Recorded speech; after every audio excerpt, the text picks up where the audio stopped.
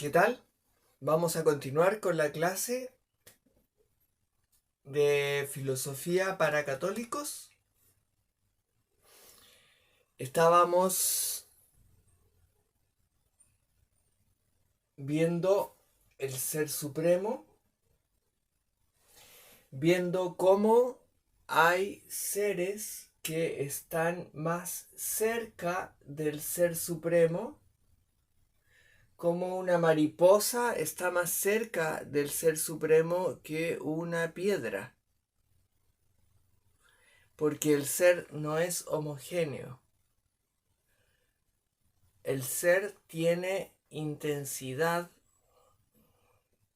en su virtualidad, por decirlo así, de que cada ser, la forma más didáctica, por decirlo así, de explicarlo para entenderlo humanamente, es que una mariposa es más compleja e implica más inteligencia. Por lo tanto, tiende a tener más relación con el Ser Supremo, es decir, con Dios, que una piedra. Porque una piedra, a pesar de ser un diamante o a pesar de ser oro, como dijimos, es una roca o un cristal. Pero una mariposa tiene un desarrollo, tiene etapas, tiene ciclos vitales. De hecho, pasa por un proceso de transformación completa que analógicamente la emparentarían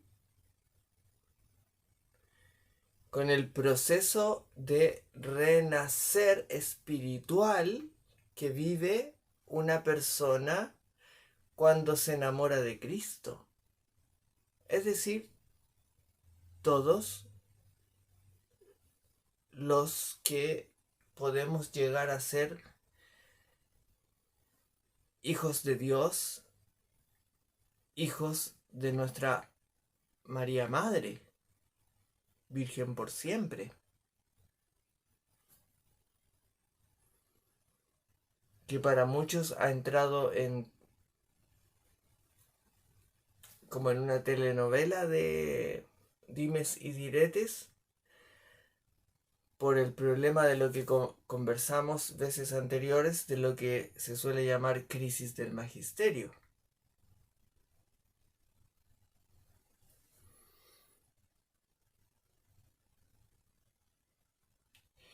De hecho, frente a eso, hay que tener muy claro, vamos a empezar esta clase con intentemos que sea bien compacto, bien sintético, pero no podemos dejar de mencionarnos respecto de lo que está ocurriendo respecto del magisterio, que como sabemos la Santa Iglesia es santa, pero el magisterio, a pesar de componer la Iglesia, y que la Iglesia tiene dos fuentes para acceder a la revelación, y esas fuentes son la Santa Biblia y la Santa Tradición, y la Santa Tradición ha sido muy, muy afectada por las ideas modernas y todos los cambios que se les han ocurrido por cabecita de hombre, porque no calzan con la historia de, ni con la Santa Tradición, que es una fuente santa, sagrada. La Santa Tradición viene de antes de la Biblia.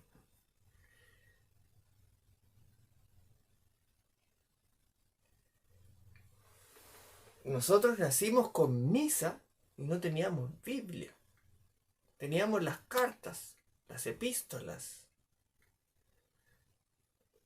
y el Vetus Testamentum, Antiguo Testamento, con sus profecías y todo eso, pero la Biblia no vio la luz como el libro de los libros hasta que el Papa Dámaso y San Jerónimo, por inspiración del Paráclito, hicieron un trabajo del cual está mencionado en una clase con mayor profundidad. Lo importante aquí es rescatar de que hay dos fuentes para acceder a la revelación, que es una, y la Santa Iglesia tiene tres pilares. Y esos tres pilares son la Santa Biblia, la Santa Tradición y el Magisterio. Pero el Magisterio está compuesto de hombres.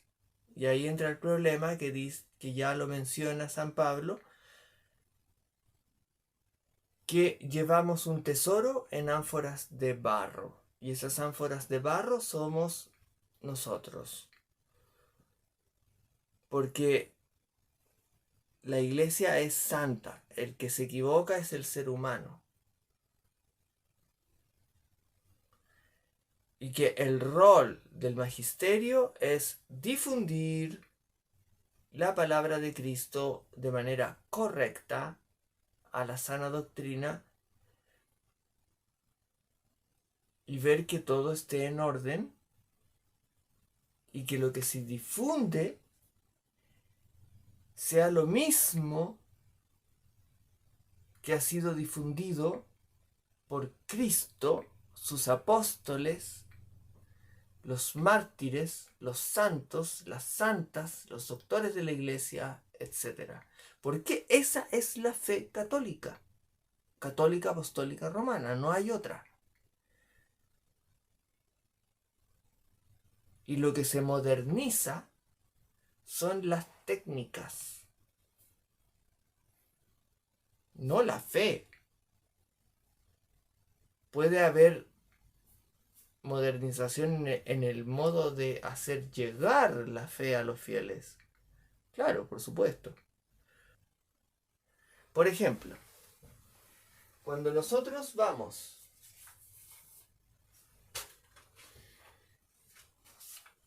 al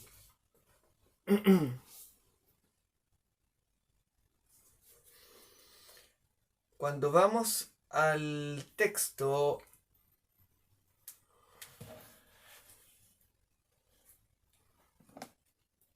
de la Santa Biblia,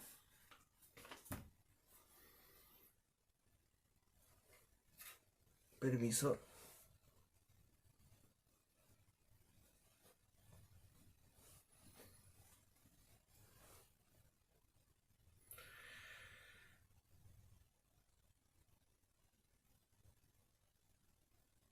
Gloria a ti, Domine.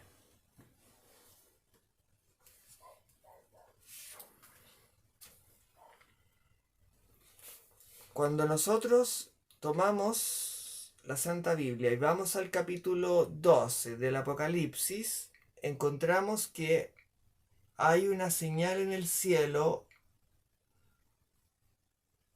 una mujer cubierta de sol, la luna debajo de sus pies.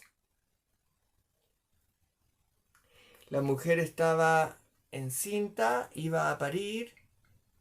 Tenemos que al mismo tiempo fue vista otra señal y que era la serpiente antigua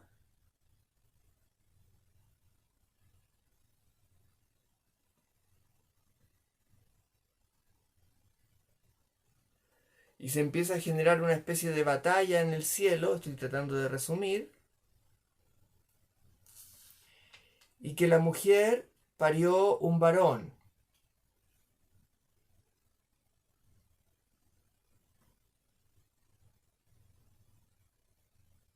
un varón que había de regir todas las gentes.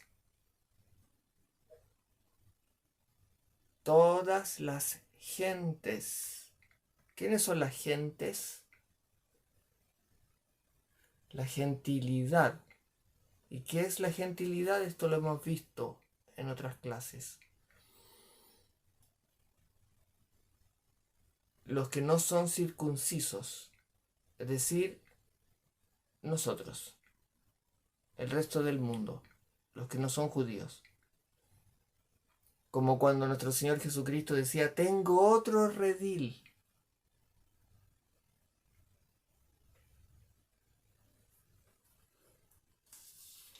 Y los profetas, cuando acusaban y le avisaban a Jerusalén, porque estaba, suena fuerte, pero así es, fornicando con ídolos y olvidando todo lo que Dios, Dominus Deus Sabaoth, hizo por ella, por el pueblo elegido. Y los profetas le decían, Shema Israel, escucha, detente, para, vuelve al Dios de tus padres.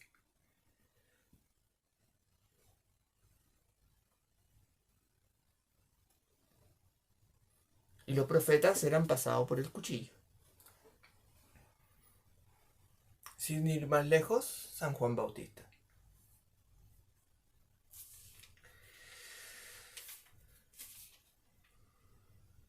El punto, como decía, dice, y parió un varón que había de regir las gentes con vara de hierro.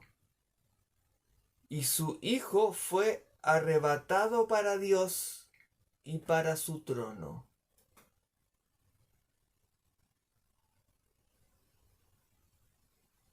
Es decir,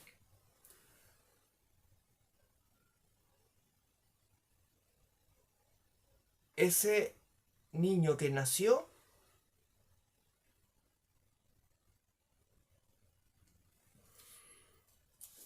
tenía un lugar especial en el cielo, junto a Dios Padre, no a Dios ambiguo, Dios Padre.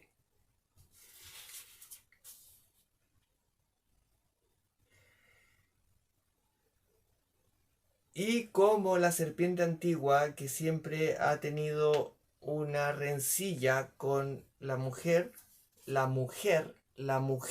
repito, la mujer, por eso nuestro Señor Jesucristo a veces a nuestra Madre María Virgen por siempre le decía mujer,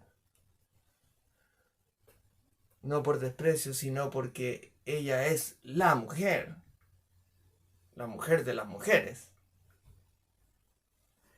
Y es la que viene a barrer con el problema de el pecado de Eva, porque Eva en el paraíso se llamaba, le decía mujer. Adán le decía mujer.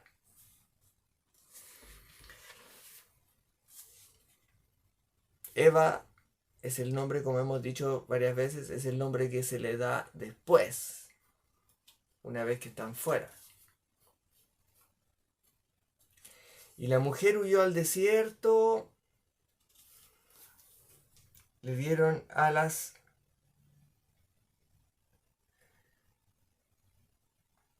de águila.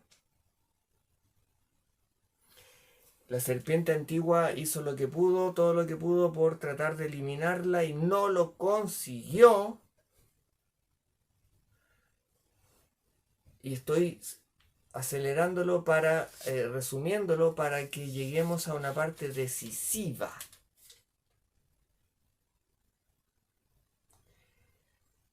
Y se airó el dragón contra la mujer, se puso bravo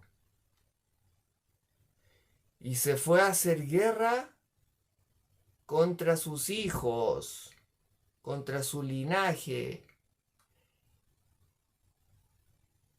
Y los hijos de la mujer, su linaje,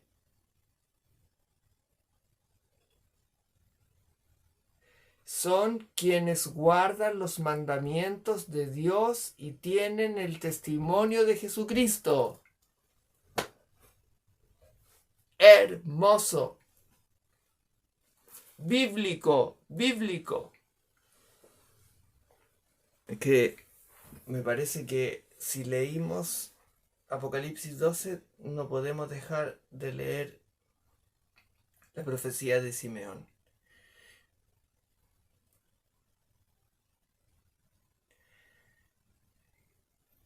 Que dice: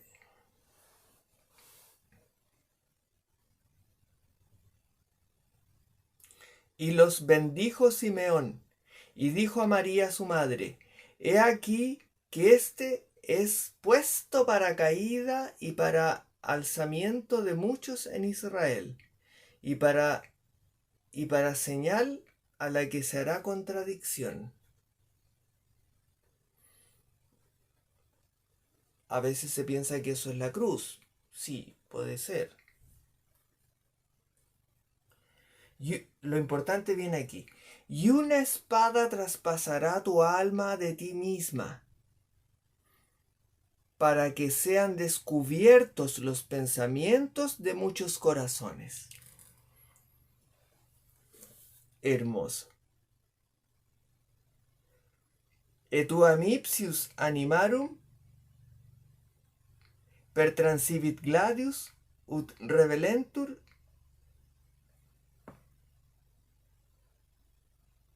ex multus cordius cogitationes. Et tuam ipsius animarum per transivit gladius ut revelentur ex multus cordibus cogitationes.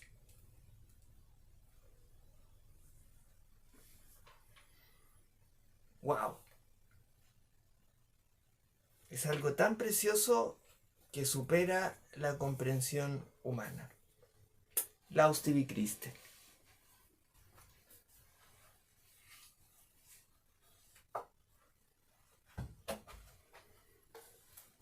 Volvamos.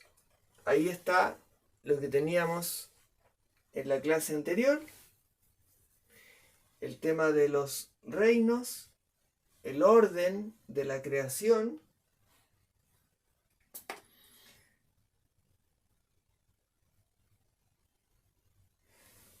la analogía entre ciertos seres al Ser Supremo,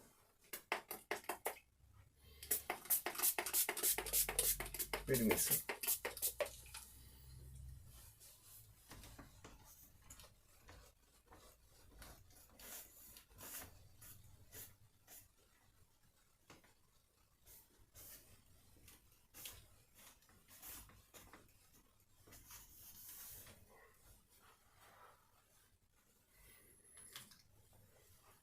Entonces, básicamente la idea que se muestra ahí es que el ser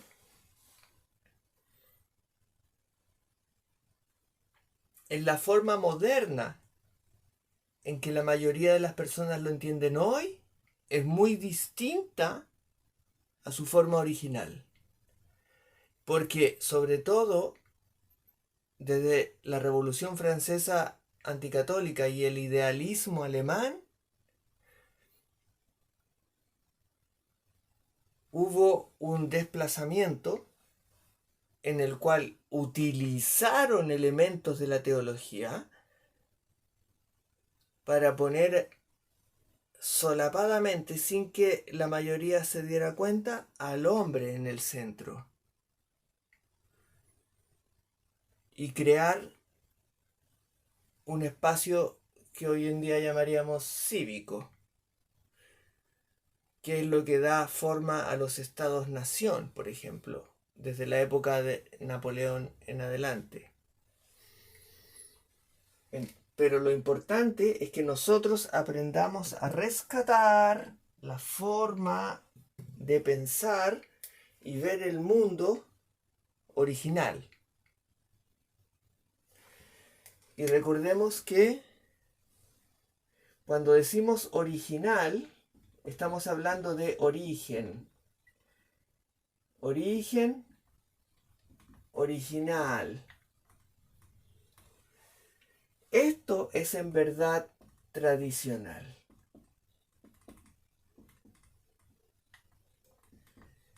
Si algo no lleva estos elementos, origen y original, como en el modo del principio, es difícil entender si no se entiende bien origen, original y principio. Y tenemos que principio, dijimos que en griego se dice argé. Y que eso es distinto que las causas. Un principio no es lo mismo que una causa. Porque el principio no tiene tiempo ni espacio. El principio es algo que sostiene el ser constantemente sin moverse. Es por ejemplo lo que Aristóteles intuía un poco como motor inmóvil. Pero se parece más a cuando se dice en el principio estaba el verbo y el verbo estaba junto a Dios y era uno con Dios, el principio. Porque el principio es el verbo.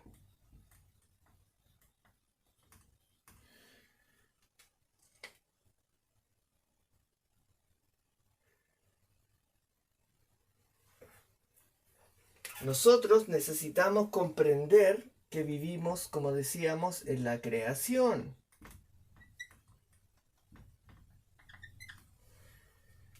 Y que todos los seres están en función del Ser Supremo.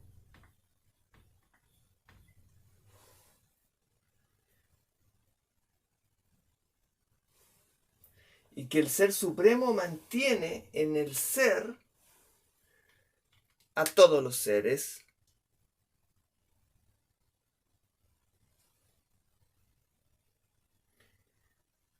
Y eso nosotros lo notamos en que lo reconocemos a través de la imagen y semejanza. Reconocemos el bien, lo bello, lo verdadero. Hasta un bebecito de 3 años puede reconocer lo bueno, lo bello, lo verdadero, como hemos dicho otras veces. Cuando está en un parque, en el pasto, y ve un conejito y quiere ir a tomarlo, es bueno, es bello, es verdadero, no es un dibujo, está ahí, es de verdad. Él lo reconoce como algo verdadero. Es un conejito de verdad. Y es bueno. Por algo quiere tocarlo. Reconoce el bien, reconoce que es bello. Por algo le atrae. Porque esas son propiedades del Ser Supremo. Que nosotros podemos reflejar, aunque sea un poquito. Y que nuestro libre arbitrio, nuestra capacidad de discernir, tiene que acostumbrarse a través de los hábitos espirituales, de los ejercicios espirituales. Lo vamos a poner así. Los ejercicios espirituales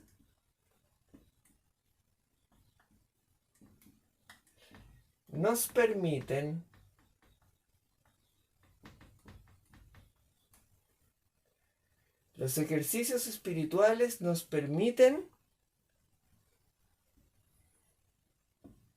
reforzar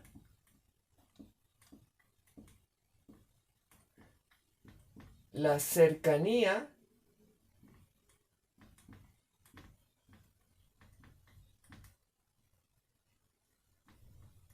con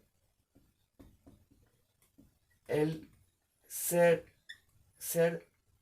supremo. Y los ejercicios espirituales lo que hacen básicamente es que nos permiten ir despojándonos de aquello que nos amarra y nos permite que nuestra alma se espiritualice, es decir, que escuche a Cristo y lo viva.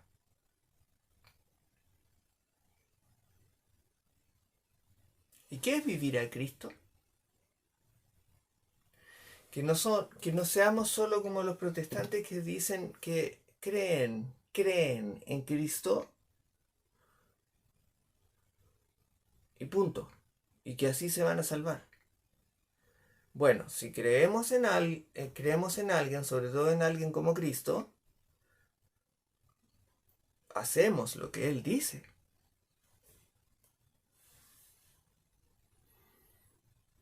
Por eso los protestantes tienden a reírse de los católicos y dicen que los católicos creen que haciendo cosas buenas o barriéndole o ayudándole a construir la casa a alguien, se van a ganar el cielo. No es tan simple.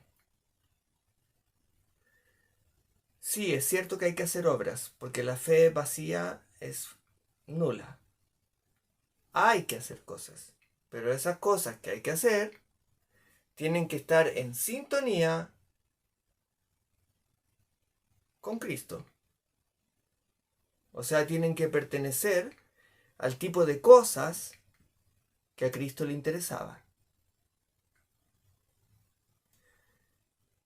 Porque si no, caemos en la parábola y en lo que ocurría, que más que una parábola es lo que ocurría entre María y Marta.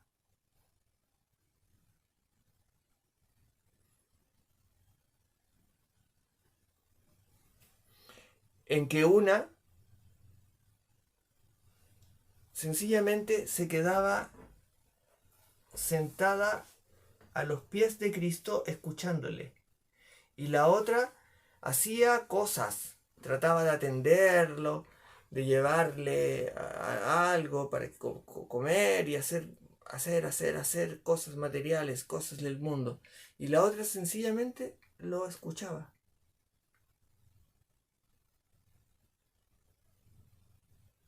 Si no me equivoco, es Marta la que simplemente lo escuchaba. Ella vendría a ocupar el lugar, por ejemplo, de una personalidad, un alma contemplativa, que es lo que a nosotros nos hace falta urgente desarrollar a través de los ejercicios espirituales, la contemplación. Es decir, dedicarnos una buena cantidad de tiempo al día sencillamente a orar, a cantar o a caminar, por ejemplo, por un lugar bello, alabando al Señor,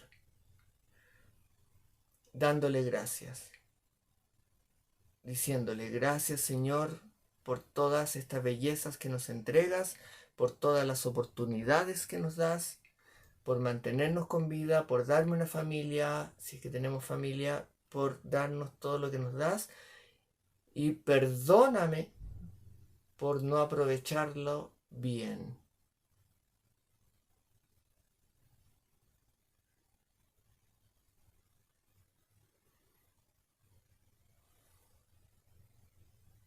Y todo eso puede ser en forma de meditación, podemos decirlo o podemos ir pensándolo.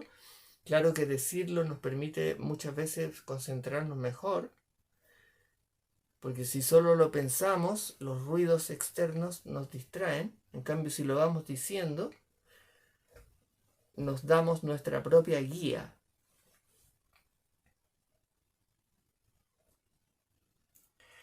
¿Y para qué decir el Santo Rosario?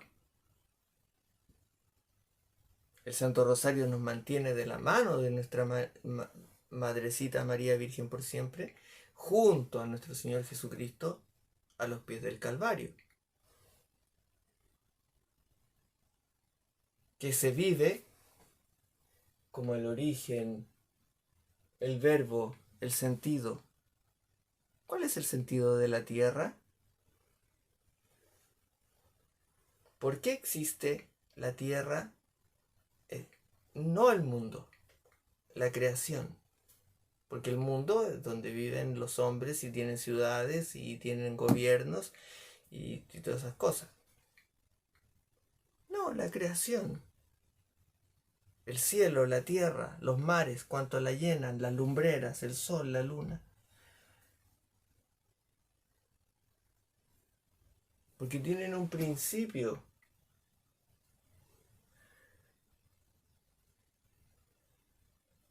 Ese principio es el verbo. Y eso se dio y se mostró en su belleza, en su sentido, en el fondo, en la plenitud de los tiempos. Y vino a rescatarnos. Y pagó la deuda de la sangre en su sangre preciosa. Y todo eso permitió que el conocimiento de lo que había hasta el momento, de lo que se creían los más sabios, se viniera abajo y que las personas se despojasen y simplemente entrasen a amar a Cristo, y eso les iba a permitir refrescar, por decirlo de una forma, su ser y renacer, que es lo que le explica nuestro Señor Jesucristo al maestro Nicodemo. Hay que renacer. Y solo renaciendo nosotros podemos volver a ser como niños, porque el alma no envejece.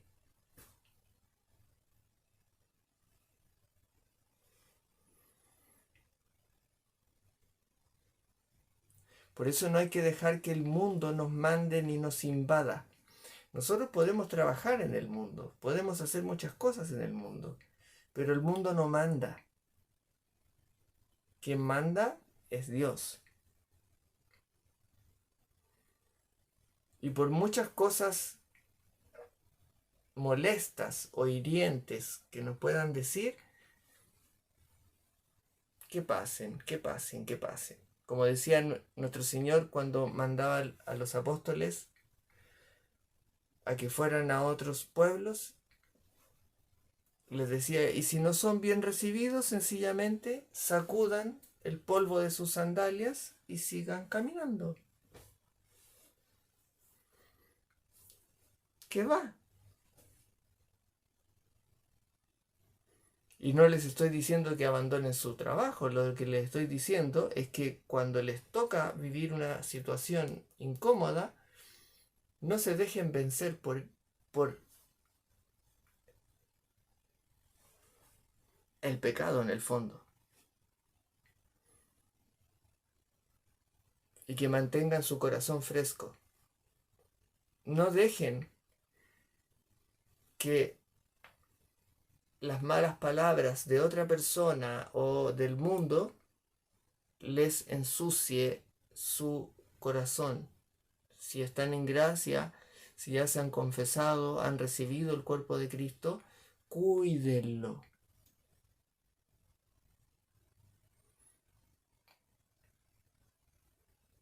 Hay que defender lo que nos corresponde, por supuesto, nuestras familias, por supuesto. Pero primero está Dios. Y no nos van a echar a perder el día. Y menos el corazón ni el alma. Porque eso vale mucho.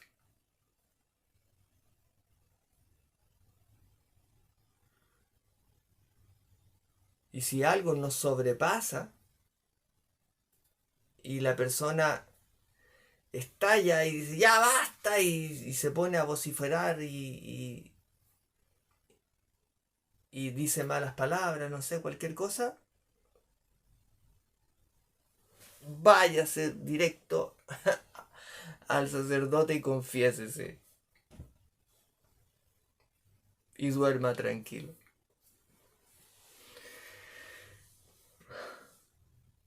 Todas estas cosas son las que permitieron que la sabiduría, el saber, se regenerara y que el alma del ser humano renaciera. Y por eso los padres de la iglesia tuvieron que tomar la sabiduría de un Platón, de un Aristóteles, bueno, eso lo hicieron más tardíamente, pero sobre todo de Platón,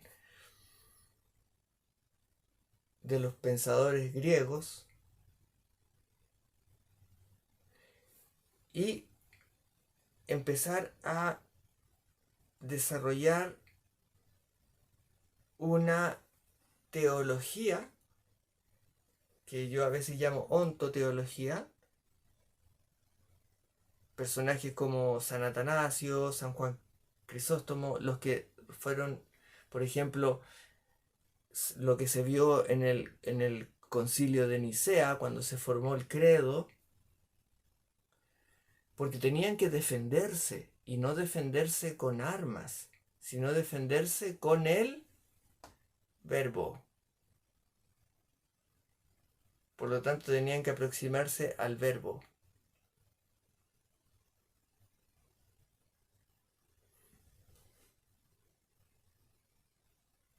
Eso es precioso, es hermosísimo.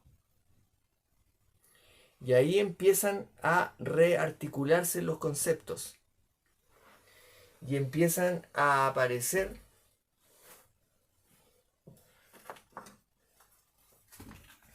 permiso, señor.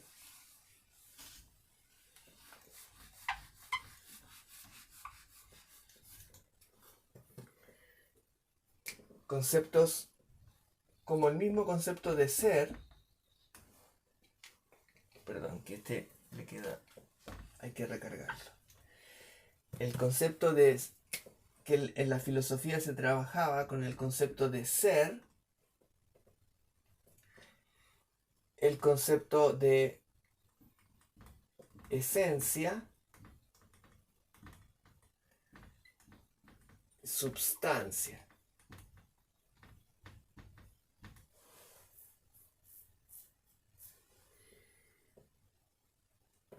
Y esos conceptos son los que permiten ir haciendo encajar,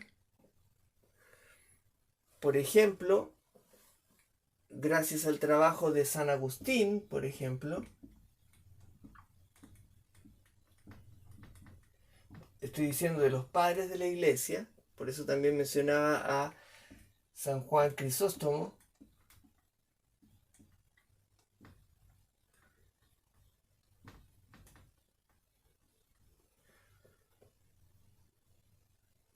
lo que ocurre con el tema de Trinitate, de la Trinidad. y empezamos a conocer que el Padre, el Hijo y el Espíritu Santo tienen una misma substancia. Es decir, es como si dijésemos están hechos de lo mismo.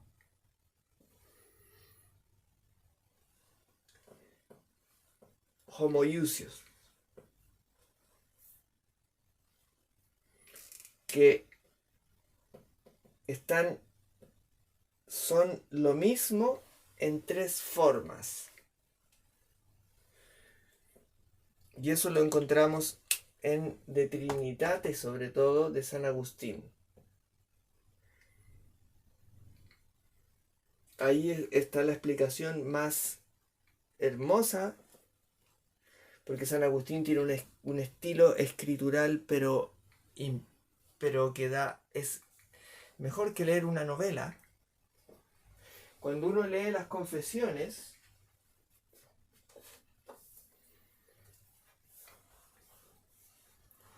por ejemplo, cuando uno lee las confesiones, se encuentra con una serie de capítulos que a uno lo van nutriendo, y ya el puro hecho de leerlo con mucha atención es un ejercicio espiritual. Porque los ejercicios espirituales no son solo los de San Ignacio de Loyola, que son los más populares. Ejercicios espirituales hay de muchos tipos. Leer las confesiones de San Agustín para un católico es algo básico. Por favor, si no lo han hecho, léanlo. Y si quieren profundizar más en teología, De Trinitate.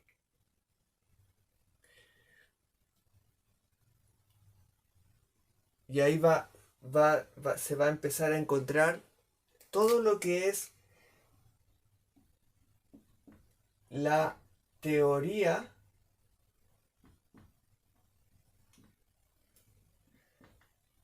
de la luz.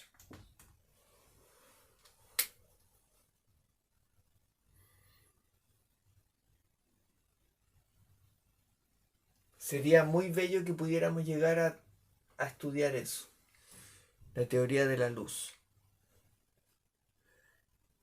que es cómo el Ser Supremo ilumina todo lo existente, y eso le permite al verbo que cada uno tiene, a su razón, a su alma intelectiva, reconocer que hay un algo existente.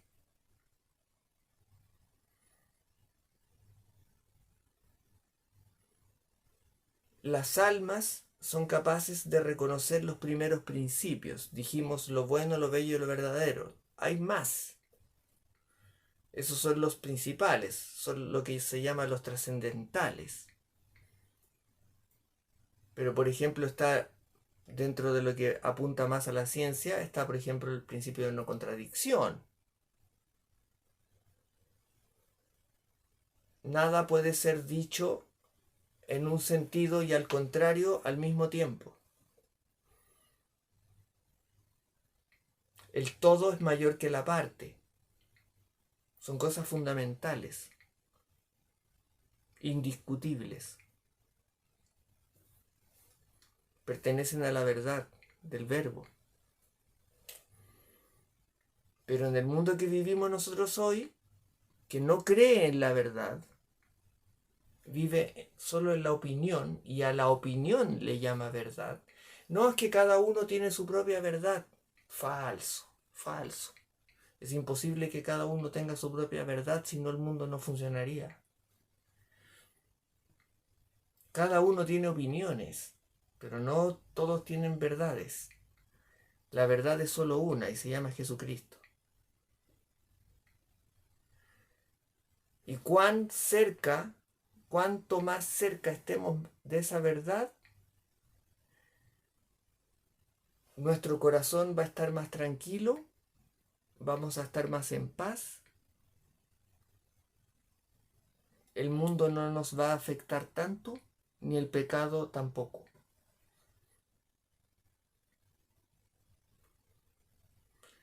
Lamentablemente llevamos demasiadas décadas de que no tenemos maestros espirituales que nos enseñen acerca de este tipo de cosas, por ejemplo, de una manera profunda, porque yo les estoy ofreciendo una síntesis, pero esto es un trabajo de años,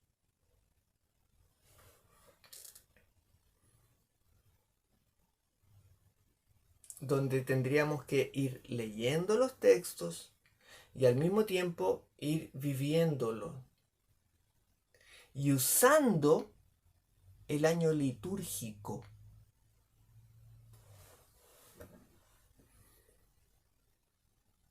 Miren qué lindo.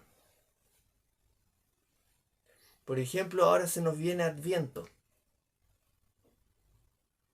¿Qué mejor?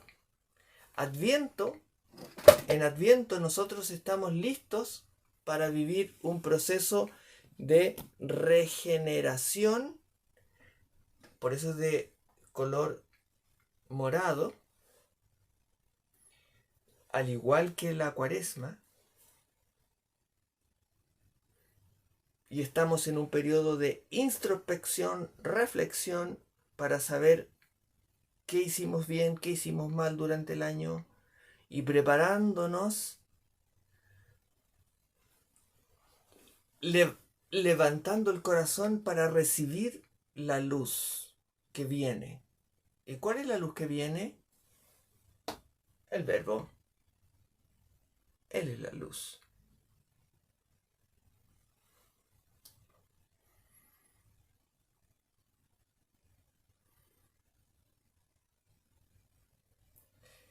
Vamos a, Dios mediante, hacer el intento de hacer otra clase más, porque yo esta clase la estoy haciendo en la medida de, si Dios me lo permite, de ir profundizando en estos conceptos filosóficos que fueron tomados por los padres de la iglesia y preparándolos para que luego cuando la Santa Iglesia crea las universidades, empieza todo lo que es la teología o la ontoteología, como le llamo yo a veces, la filosofía, la teología, la lógica, la retórica, el trivium, el quadrivium, y empiezan a aparecer grandes personajes como San Bernardo de Claraval, como Hildegarda de Bingen, como Duns Scoto, que estudió las bases para las bases de la Inmaculada Concepción, Santo Tomás de Aquino.